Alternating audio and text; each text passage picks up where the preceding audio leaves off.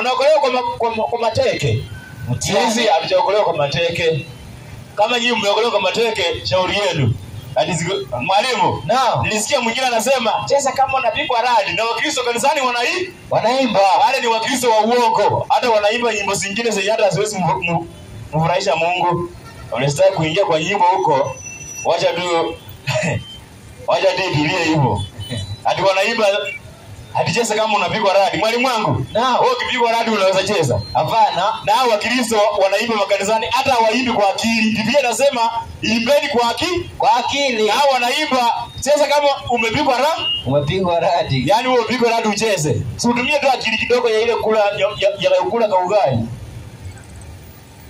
Mwalimu wangu, hao ni Wakristo wa kweli wa kwanza wa uongo ambao ibada yao inaanza asubuhi mpaka adhuhuri na wanaruka katika madhabahu yao. Unajua mwalimu, siku hizi mahali penye watu wanafanya ibada ya kweli huwezi pata watu, kwa sababu ibada ya Mungu wange imetulia, haina makelele. Lakini wacha ile siku yao ifike, na hapo ndio nataka kuingia saa hii. Mwalimu wangu, sasa tabia moja ya chura ni kuruka. Hebu mwalimu tuangalie ibada nyingine ambayo ilikuwa inafanana na kama ile. Ni kutoka 31 ama 32. Wewe angalia kuanzia moja. I think ni 31. 32:1. Unajua wana wa Israeli. Unajua hii safari yetu mwalimu ni kama ya wana wa Israeli kutoka Misri mpaka Kanaani. Sasa pia sisi safari yetu ya saa hii tunaenda Kanaani ya wapi? Ya mbinguni. Sasa watu walipoona, unajua Mungu aliambia Musa hivi, "Katika uzao wenu nitamuinulia nabii, si ndio? Kwa mfano wako wewe." Ambaye alikuwa ni Yesu. Sasa watu walipoona Musa amekawia mlimani, kuna vituko walifanya. Soma hiyo. Hata saa hii vile watu wameona Yesu amekawia, itarudia hivyo. Soma Kutoka 32:1. Twende. Inasema hivi. Naam. Hata watu walipoona kuwa Musa amekawia kushuka katika mlima. Mwenye hapo na swali akae tayari. Kama uko na swali, ukae tayari ukuja ulize swali. Twende. Inasema hivi. Wakakusanya na wakamwendea Haruni.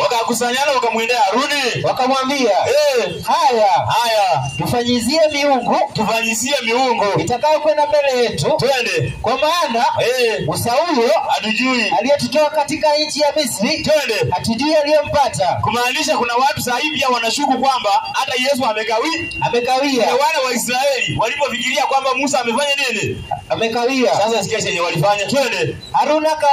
Haruni akasema, "Zivunjeni pete na dhahabu." Pete na nini? Dhahabu. Pete na nini? Dhahabu zilizo katika masikio ya wake zenu. Kumaanisha kuna watu siku hizi, yani kuweka pete za masikioni hasijaanza leo, si ndio? Na tuangalie ibada gani ambayo inakuanga na pete ndani. Soma. Na wana wenu na binti yenu mkaniletee. Twende. Watu wote wakazivunja pete za dhahabu zilizo katika masikio yao. Alafu wakamletea Haruni. Akaipokea mikononi mwao. Akaitengeneza kwa patasi. Twende. Akaifanya iwe sanamu. Akaifanya iwe nini? Sanamu. Akaifanya iwe sanamu ya ndama. Twende. Kwa kuyeyusha. Twende. Nao wakasema, "Hii ndiyo." Mwalimu wangu, najua nilisema hapa ingekuwa mkutano ya chief, hakuna mwenye anaweza pita hapa, si ndio? Lakini kwa sababu ni ya Mungu watu wanapita na hata inaweza kuwa na mwalimu wangu. Unajua mimi sawa tu, wacha tuendelee. Anaweza kuwa hapa na mwenzake. Twende. Inasema hivi. Twende mwalimu. Akaipokea mikononi mwao. Maliza. Akaitengeneza kwa patasi. Akaifanya iwe sanamu ya ndama. Twende. Kwa kuyeyusha. Maliza. Nao akasema, "Hiyo ndiyo miungu yako." Hii ndiyo miungu yako. Kwa sababu kuna watu siku hizi wameona Yesu amekawia. Sasa imefika mahali wametengeneza miungu yao. Inaitwa utatu. Kwa sababu wameona sasa huyu Yesu vile alienda, hatujui kama atarudi. Vile watu wana wa Israeli walipowaza kwamba Musa arudi, wakatengeneza sanamu ya ndama, wakaanza kuiabudu. Hivyo ndivyo watu wametengeneza kamungu kanaitwa kamungu ka utatu. Ndio sasa wanaabudu mbele yao. Mwalimu twende. Inasema tafuta mahali penye wakaondoka asubuhi wacheze. Sijui ni mstari wa 6 inasema hivi. Soma 5. Inasema naye Haruni alipoona jambo hili, twende, akajenga madhabahu mbele yake. twende. Haruni akatangaza akasema, Haruni akatangaza akasema, kesho itakuwa siku kwa Bwana. Itakuwa sikukuu. Kesho itakuwa sikukuu kwa Bwana, hata sio Sabato, si ndio? Naam. Kama ingekuwa Sabato sangesema ni Sabato kwa sababu ni Mungu wanaabudu. Kwa hiyo na kile jina angeshindwa kusema ni Sabato? Hapana, angeshindwa kwa sababu alijua sio Sabato, ndio maana akasema kesho twende, itakuwa sikukuu kwa Bwana. Twende. Wakaondoka asubuhi na mapema. Wakaondoka asubuhi na mapema. Twende. Wakaondoka asubuhi na mapema. Malisa. Wakatoa dhabihu. Twende. Wakaleta sadaka za amani. Kumaanisha wanaondoka asubuhi wakienda kutoa nini? Sadaka za amani. Malisa. Inasema watu wakaketi kula na kunywa. Wakaketi kula na kufanya nini? Na kunywa. Unajua mwalimu, hii makanisa siku hizi ni ajabu. Mtu anaenda kanisani kwa sababu anajua tukienda mikate iko huko, tunakula lunch, tunakula hata mpaka 7 na pastor anatupea transport ya kurudi nyumbani. Ndio maana watu wanaenda kanisani. Lakini ukweli mteja.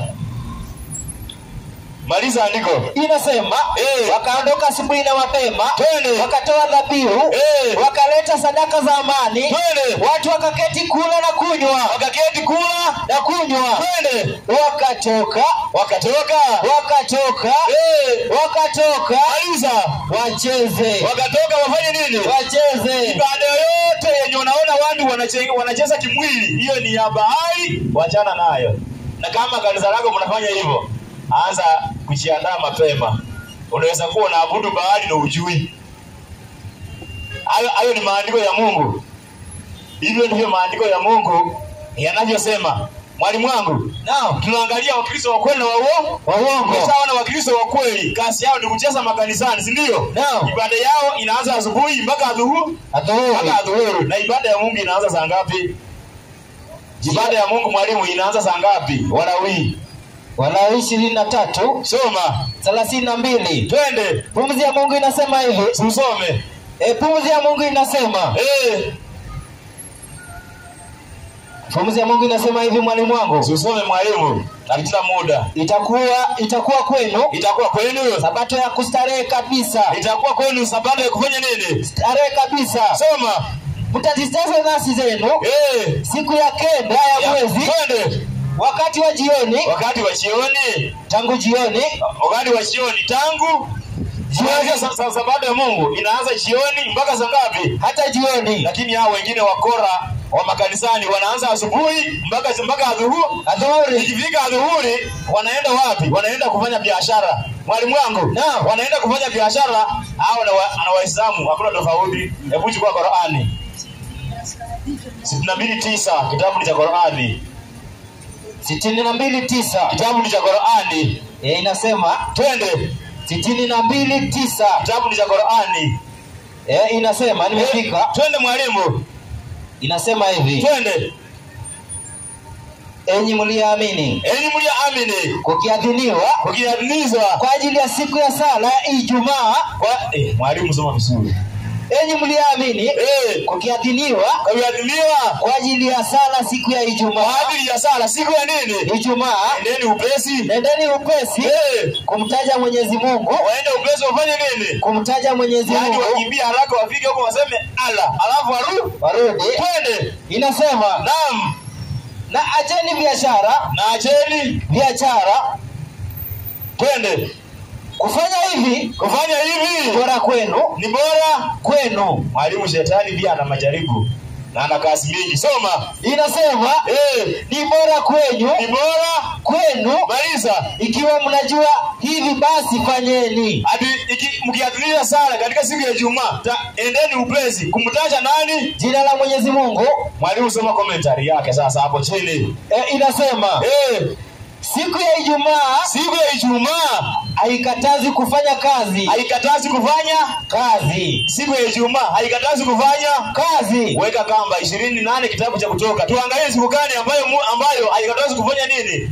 Tuangalie kama Ijumaa ni Sabato kweli, si ndio? Naam, tushaingia kia nyingine ya pili mwalimu. Hiyo kia ya kwanza tushatoka. Na mwenye ako na swali au kiti kikuwe pale tayari. Kama uko na swali, kiti pale uliza swali lako lolote. lenye uko nalo. Twende. Inasema ikumbuke siku ya Sabato uitakase. Twende. Siku sita fanya kazi. Twende. Utende mambo yako yote. Lakini siku ya saba Sabato ya Bwana. Sio Ijumaa. Hapana, sio Ijumaa. Siku ya Sabato. Twende. Ni Sabato ya Bwana. Mwalimu wangu. Naam. Unajua Waislamu pia wanatuchezea, si ndio? Si hadi hawajui siku ya Sabato, wacha watuambie wenyewe. Korani 7:163. Wacha watuambie siku ya Sabato ni gani, watasema 163 kitabu ni cha Qur'ani. Inasema hivi. Twende. Si hadi hao watu hawajui Sabato ni gani, si hadi hawajui. Kwa sababu wanasema siku ya Ijumaa wewe kimbia wataje Mwenyezi Mungu, alafu uende ufungue nini? Yaani wamekuwa sawa kama Wakristo wa uongo ambao anaenda misa ya kwanza asubuhi saa 2, ikifika saa 3 ashafungua kilabu ya pombe. Twende. Inasema Qur'an 7:63. Tusome. Na ulizeni habari ya mji ambao ulikuwa kando ya bahari. Twende. Watu wa mji huo maliza walipokuwa wakivunja sheria ya Jumamosi. Walipokuwa wakifanya nini? Wakivunja sheria ya Jumamosi. Kumaanisha siku ya Jumamosi ni nini? Ni Sabato. Ni sheria, si ndio? Ni sheria ya Sabato. Maliza. Inasema ambayo waliambiwa wasifanye kazi katika siku hiyo. Ambao waliambiwa wasifanye kazi katika siku hiyo. Si unaona Waislamu wanajua na mbona hawafanyi? Mwalimu wangu. Soma ya mwisho 4:47 kitabu cha Qur'ani. 4:47 kitabu cha Qur'ani. Inasema hivi. Twende. 4:47 inasema hivi. Usome. Inasema mwenye swali tafadhali kama uko na swali, kwa sababu mimi nataka 2 tuingie unabii. Nani ako na swali? Nani ako na swali na imani? Yaani hata amuoni kuwa hii ni fursa mzuri, kwa sababu makanisani penye mnaenda umeisikia Barcelona akisema nani ako na swali baada ya mahubiri. Bado ufurahia hapo, unaweza uliza swali lako, suulize tu swali rahisi. Pastor wetu bwana naona anatoa mapepo watu wanaanguka. Pastor wetu naona anauza mafuta. Inastahili suulize tu swali kama hilo tukujibu. Pastor wetu tunaendanga kanisa Jumapili. Ni ukweli. Suulize. Hata mtu mwingine ako hapa ni Mkristo na ni Mkatoliki, lakini ajiulizi hiyo moshi nyeupe ilikuwa inamaanisha nini? Lakini yeye hata amekaa tu. Suulize. Uko hapo umekaa, uliona moshi nyeusi wakasema popo hakuna. Na umekaa tu umesema uko sawa. Na wewe bado unasema wewe ni Mkristo wa kweli. Uchunge sana maisha yako wewe. Ndugu yako kuna swali?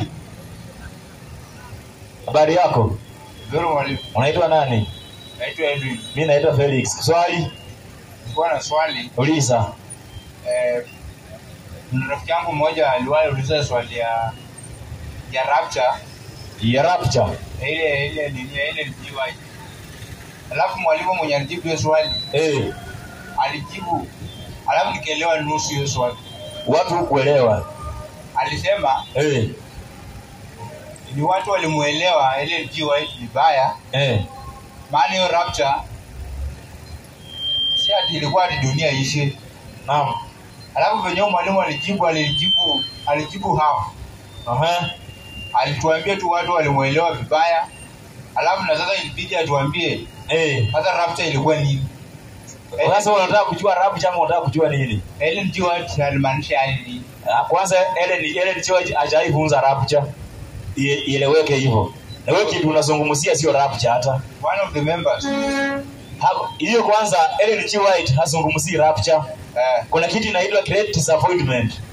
Ambayo ilitokea 1844, si ndio?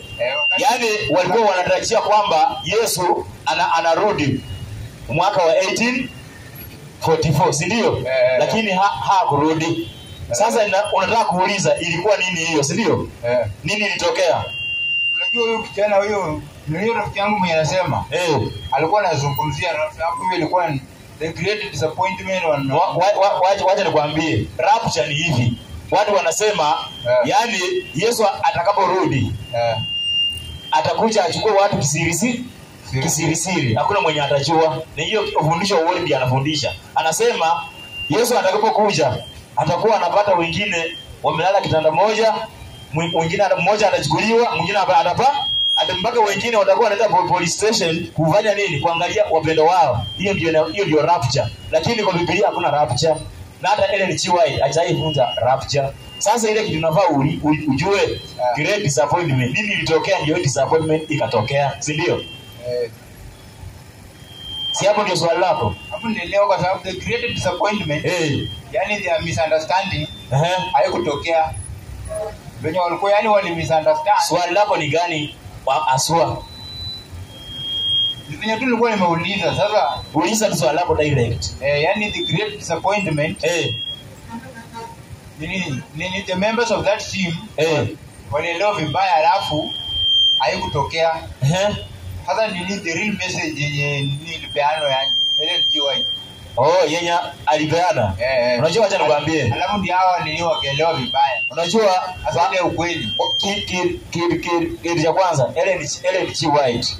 Yeye wakati wa great disappointment, si yeye alikuwa anahubiri. Unasema alikuwa anaenda William Miller ndiye alikuwa anahubiria watu ule hiyo wakati. Na unajua mbona alikuwa anatarajia kwamba Yesu anarudi 1844 kwa sababu alikuwa ashapiga hesabu na amesoma vitabu za unabii.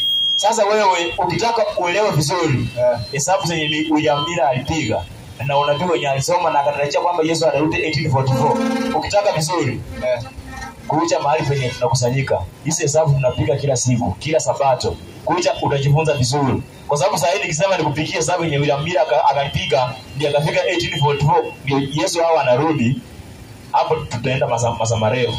Lakini walikuwa wamesoma ile kitu ambayo hawakuelewa. Mwalimu, hebu nishukulie kitabu cha Luka 21, mstari wake ni wangapi? Hebu angalia penye Luka 21, angalia 15. Tuone hapo. Yaani akina William Miller na grupu yake walikuwa washasoma unabii vizuri na wakapiga hesabu wakitarajia kwamba Yesu anarudi, lakini hawakuelewa Yesu anarudi wapi. Hiyo ndio swali. Na sasa wewe ukija katika kanisa letu, katika kanisa la Mungu, kuna kitu tunasoma kitu sanctuary. Ukijifunza kwa sanctuary utajua ni Yesu alikuwa anatoka wapi, anaelekea wapi. Sasa hiyo mambo ya sanctuary hiyo ni mambo ya bedroom. Ukikuja kanisani utajifunza vizuri. Ndio?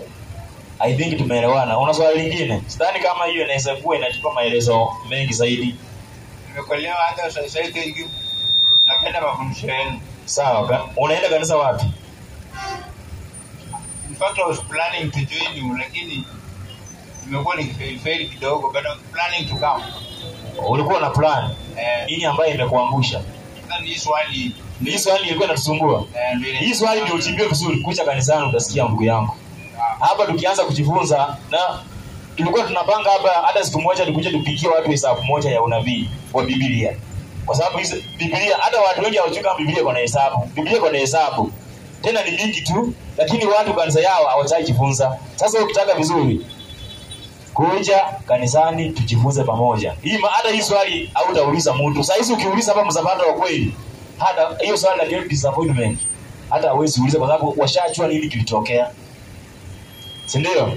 Nimeelewa. Una swali lingine? Ilikuwa hiyo tu. Sawa, barikiwa. Utakuja tuende wote? Naenda kuja. Utakuja? Kuna simu? Kuna shida kidogo. Iko na shida. Sasa tunakuombea Mungu akujalie neema ukaweza kujua kweli. Sawa, mwenye swali lingine? Tunapoendelea kumalizia, mwenye swali? Swali la imani. Nimeambia watu, mtu akotoa hapa ni Mkatoliki. Aliona inaitwa aje mosi nyeusi na aulizi swali. Ako tu bado. Aliona mosi nyeupe na bado amekaa tu anasema anajua ukweli. Sasa wewe kama Mkatoliki basi tuelezee hiyo mosi nyeupe ilikuwa inamaanisha nini? Lakini sasa kwa vile hamtaki kuuliza maswali, mimi sitawajibia hiyo. Hiyo acha nitaashia mwalimu wa unabii atakuja amalizana nayo. Kama hakuna swali, si hakuna swali, ndio mwalimu wangu.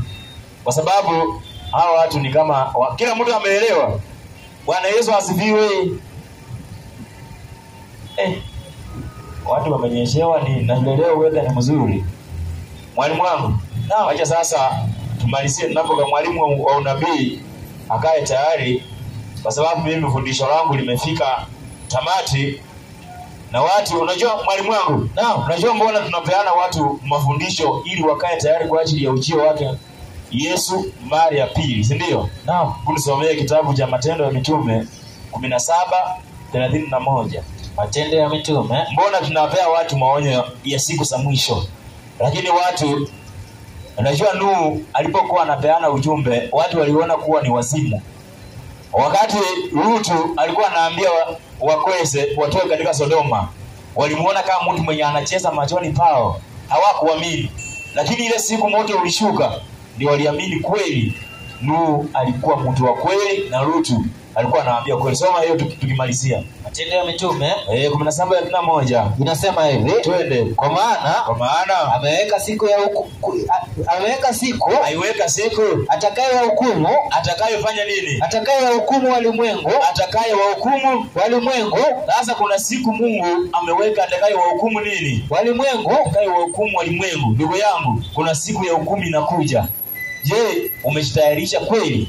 Mwalimu wangu, 20:36 kitabu cha Matendo ya Mitume, tunapomalizia, tunapokaribisha kipindi cha unabii, inasema hivi, twende. Alipokwisha kunena haya, akapiga magoti, akaomba pamoja nao wote.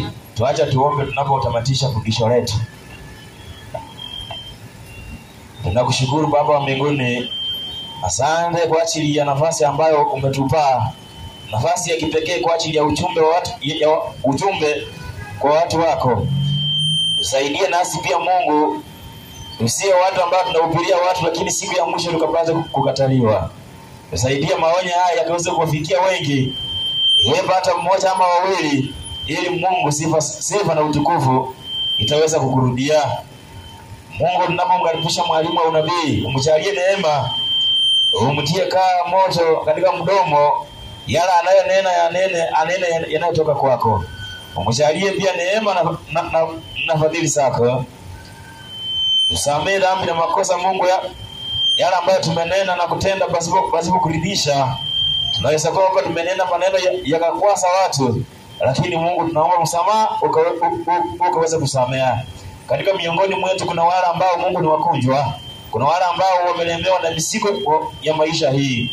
Mungu tunaomba mwenyewe ukaweze kuwapumzisha, uwape ujasiri wa kuweza kulichua na kuheshimu neno lako. Asante kwa sababu na uwezo na mamlaka yote, katika jina la mwanao Yesu Kristo tunaomba na hata kuamini. Amina.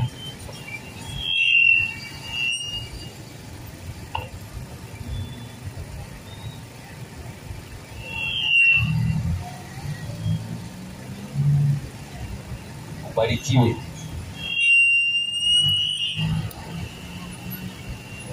Msomaji, usome kama cherehani, sawa sawa. Nisaidie Ezekieli.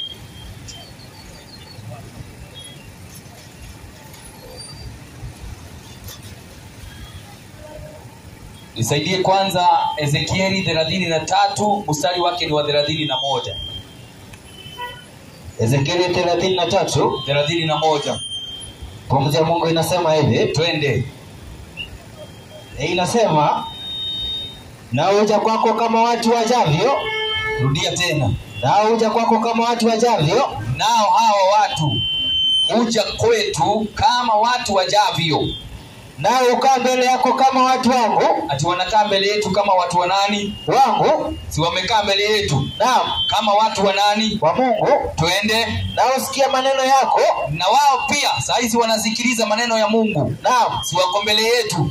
Soma tusikie. Wasiyatende. Ati wasifanye nini? Wasiyatende. Kwa hivyo wanapenda kusikiliza maneno ya Mungu, lakini hawapendi kuyatenda maneno ya mapenzi ya nani? Ya Mungu. Maliza. Maana kwa vinywa vyao hujifanya kuwa wenye upendo mwingi. Ati wanajifanya kuwa wenye upendo mwingi. Maliza. Lakini nini? mioyo yao inatafuta faida yao. Soma 31. Nilikuwa nasoma 31. 32 umemaliza. 32 nasema hivi. Ndio. Natazama nini? Wewe umekuwa kwao kama wimbo mzuri sana. Ati tumekuwa kwao kama nini? Wimbo mzuri sana. Tumekuwa kwao kama nini? Wimbo mzuri sana. Kwa hivyo wanasikianga ni kama wimbo tunaimba. Ni kama wimbo tunaimba.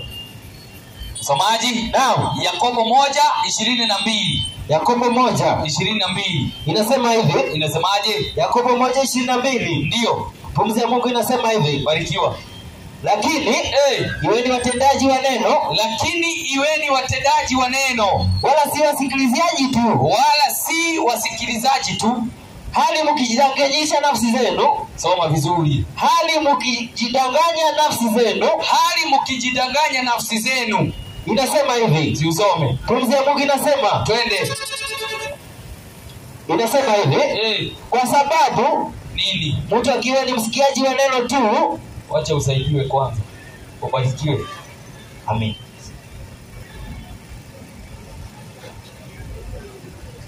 Soma 1:22 Yakobo. Inasemaje? Yakobo. Ndio. 1:22. Lakini iweni watendaji wa neno. Lakini iweni watendaji wa neno. Wala si wasikiaji tu. Wala si wasikiaji tu. Hali mjidanganya nafsi zenu. Twende. Inasema. Ndio. Kwa sababu mtu akiwa ni msikiaji wa neno tu. Wala si mtendaji. Ndio. Mtu huyo ni kama mtu anayejiangalia uso wake katika kioo. Inasema. Maliza. Maana hujiangalia kisha huenda zake. Hujiangalia kisha huenda zake. Mara akasahau jinsi alivyo. Inasema nini? Lakini aliyeitasama sheria kamilifu iliyo ya uhuru ndio kukaa humo asiwe msikiaji msaulivu. Barikiwa. Amina. Kwa hivyo lazima watu wawe wasikiaji na watendaji wa nini? Wa neno. Naam. Si ndio? Kabisa. Sionekane tu kama sisi ni wimbo kwao. Wimbo kazuri. Msomaji? Mwalimu. Nisaidie Mwanzo 19. Soma 14. Mwanzo 19 mstari wake ni wa 14. Inasema 19:14. Kitabu ni cha Mwanzo. Inasema Rutu akatoka akasema na wakwese waliopoza mbili zake. Twende. Akasemaje? Ondokeni mtoke katika mahali hapa. Ondokeni mtoke katika mahali hapa. Kwa sababu Bwana ataharibu mji huu. Ati ataharibu mji gani? Ataharibu mji wa Sodoma. Ataharibu mji gani? Mji wa Sodoma. Twende. Inasema lakini akawa kama mtu achezaye. Machoni pa wakwese. Maliza. Inasema hata alfajiri ndipo malaika wakamuhimiza Lutu wakisema ondoka umtwae mkeo na binti zako wawili waliomo hapa usipotee katika maovu ya mji huu. Usipotee katika maovu ya mji wa Sodoma. Akakawia. Ndio. Wale watu wakamshika mkono. Twende. Na mkono inasema na mkono wa mkewe. Maliza. Na mkono wa binti zake wawili. Usome. Inasema kwa jinsi Bwana alivyomhurumia. Twende. Wakamtoa. Wakamweka nje ya mji. Kisha ikawa walipomtoa nje, mmoja alisema jiponye nafsi yako. Usitazame nyuma. Wala usisimame katika hilo ponde popote. Twende. Ujiponye mlimani. Alafu usije ukapotea. Lutu akawaambia sivyo bwana wangu. Tazama mtumwa wako ameona kibali machoni pako. Nawe umezidisha rehema zako ulizonifanyia kwa kuponya nafsi yangu. Nami siwezi kukimbilia mlimani nisipatwe na yale mabaya nikafa. Asipatwe na yale mabaya akafanyaje? Akafa. Na sisi pia tuna maonyo ya mwisho, si ndio? Naam. Ya kwamba kuna wakati unakuja na dunia yote itajaribiwa katika jaribu moja la kiimani, si ndio? Naam. Maana ni ibada itakayoleta hata sasa ni vita tu, si ndio? Zinaendelea. Naam. Lakini ukiambia watu wanaona kama mzaha. Ndio maana naye wale wakaona kile ambacho Rutu anasema, wanaona ni kama tu anacheza. Hata leo watu wanaona kama bado si tunacheza, lakini wakati unakuja, si ndio? Naam. Haitakuwa mchezo. Msomaji, Mwalimu. unajua nilisikia wengine wakisema wakinungunika, watu hawasomagi New